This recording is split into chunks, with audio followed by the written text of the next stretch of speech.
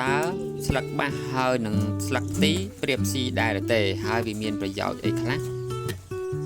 បាទគោរពជំរាបសួរពុកម៉ែបងប្អូនថ្ងៃនេះខ្ញុំទៅបេះស្លឹកទីហើយនឹងស្លឹកបាសយកមកលាយជាមួយចំណីដើម្បីឲ្យប្រៀបស៊ីប្រយោជន៍របស់វាគឺយើងអាចជួយបំបែកខ្យល់នៅក្នុងខ្លួនប្រៀបហើយនឹងជួយការរលាកនៅក្នុងកាពះប្រៀបវាអាចបញ្ចុះសារធាតុមេរោគតូចៗនៅក្នុងខ្លួនប្រៀបដែរបងប្អូន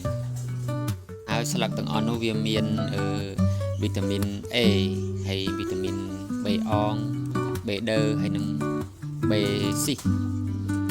សារជាតិទាំងអស់នោះគឺវាបង្កើតភាពស៊ាំនៅក្នុងខ្លួនប្រៀបនោះឲ្យរឹងមាំបងប្អូន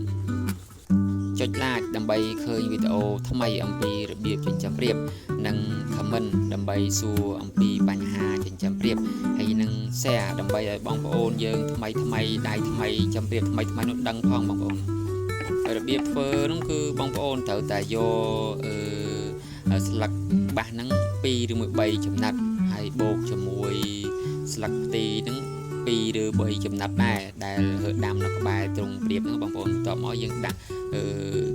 បុកជាមួយទឹកមកហាន់ទៅបុកជាមួយទឹកហើយយកមកលាយចំណីដែលនៅក្នុងចំណីនេះមានបរិមាណចំនួន1គីឡូក្រាមបងប្អូនលាយជាមួយបាយខ្លះនេះបាយសល់ពីផ្ទះបាយបន្ទាប់មកយើងចាប់ផ្ដើមច្បល់វាបងប្អូនច្បល់វាឲ្យសព្វមកហើយចំណីដែលនៅក្នុងកធុន1គីឡូហ្នឹងគឺវាមានខ្ញុំសំហើយបងប្អូនវាមានពោតមានស្រូវមានសណ្ដែកអីចឹងបងប្អូនសត្វបងប្អូនត្រូវការសារជាតិចិញ្ចឹមបានគ្រប់គ្រាន់ដែរប៉ុន្តែកន្តាវាសត្វប្រៀបត្រូវការសារជាតិចិញ្ចឹមតិចជាងមាន់បន្តិចបងប្អូនហើយចំពោះប្រូតេអ៊ីនវីតាមីនអីហ្នឹងវាត្រូវការតិចជាងមាន់សួរថាចាំបើនៅស្រុកស្រែហ្នឹងបងប្អូនយើងបាចតែស្រូវឲ្យស៊ីហ្នឹងហើយកន្លែងខ្លះបាចតែពោតឲ្យស៊ីហ្នឹងមិនបានវារស់បានបងប្អូនចិញ្ចឹមប្រៀបនៅក្នុងទ្រុងខុសពីចិញ្ចឹមប្រៀបនៅក្នុងតាមលេងតាមបែបជនបទបងប្អូនគាត់ឲ្យស៊ីស្រូវហើយនឹងស៊ីពោតមែនប៉ុន្តែគាត់លេងប្រៀបហើយប្រៀបនោះបានដើរទៅចឹកការស្មៅការផ្ទីការបន្លែផ្សេងស្លឹកខៀវហ្នឹងបងប្អូនវាបំពេញខ្លួនរបស់វាតែបើសម្រាប់ដែលយើងចិញ្ចឹមប្រៀបក្នុងទ្រុងបើឲ្យស៊ីស្រូវសុទ្ធឬមួយក៏